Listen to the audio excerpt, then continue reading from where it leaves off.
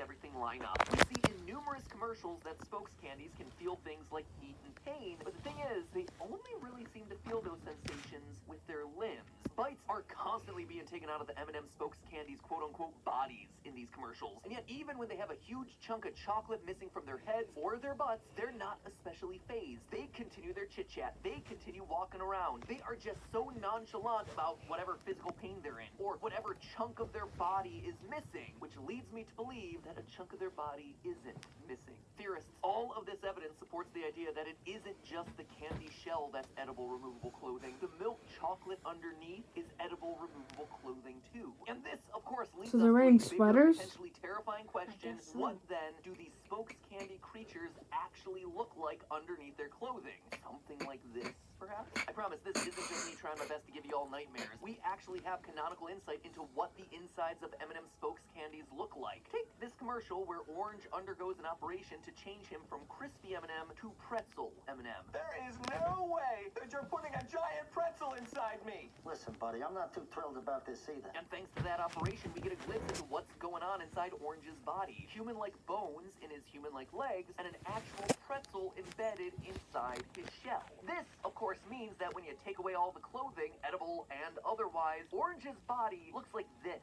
A series of disconnected limbs and facial features. Crips, there are some nerve strands connecting them, considering that nerves don't show up on x-rays, but I'm not so sure. Spokes candies are able to move their free-floating eyebrows without problems, so that could very well apply to the rest of their body parts too. But what this means is that yellow, the peanut M&M, looks a little something like this. Blue, the almond M&M, looks similar, and the three milk chocolate spokes candies of red, brown, and green are the most bizarre of all. So, having established all of that, we now turn to the question of cannibalism. You saw what was left of the hazelnut spread spokes candy. Nothing but his clothes and a few stray crumbs. They definitely ate him, but was it cannibalism? Because remember, cannibalism is the practice of eating the flesh of one's own species. And ladies and gentlemen of the jury, the anatomy of these spokes candies proves that they are indeed different species.